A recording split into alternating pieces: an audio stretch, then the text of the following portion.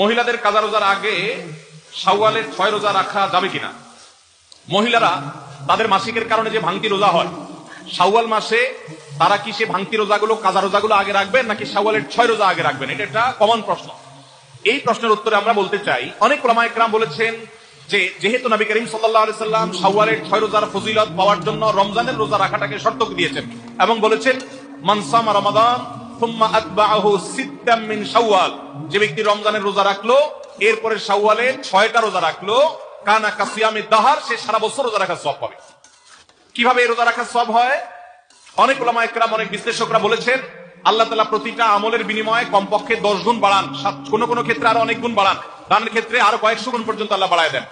10 গুণ করে যে বাড়াবেন, এই জন্য রমজানের 30 দিনে 30টা রোজা আর শাওয়ালের 6টা রোজা, মোট 36 কে 10 গুণ দিলে 360, সারা বছর রোজা রাখার সওয়াব হয়।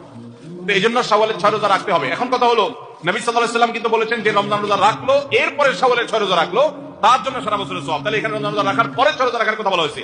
এই জন্য অনেক উলামায়ে কেরাম বলেছেন মহিলারা তাদের ভাঙতি রোজাগুলো আগে রাখবে, তাহলে রমজান রোজা রাখা হয়ে গেল, এরপরে শাওয়ালের 6 রোজা রাখবে। এটা একটা মত।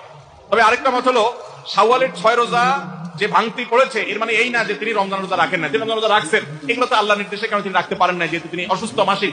তো এই জন্য তিনি এগুলো পরে রাখলেও শাওয়ালের 6 রোজার সওয়াব তিনি পাবেন। কারণ শাওয়ালের 6 রোজা তো শাওয়াল মাসে না রাখলে আর হবে না, পরে রাখলে আর হবে না, কিন্তু এই কাজাগুলো তো পরে রাখলেও আদায় হবে। তো উত্তম হলো কাজা আগে করে যদি শাওয়ালের 6 রোজা রাখতে পারেন সবচেয়ে উত্তম, না পারলে অন্তত শাওয়ালের আগে রেখে কাজাগুলো পরে রাখলেও আশা করতে পারেন আল্লাহ তাআলা শাওয়ালের 6 রোজার ফজিলত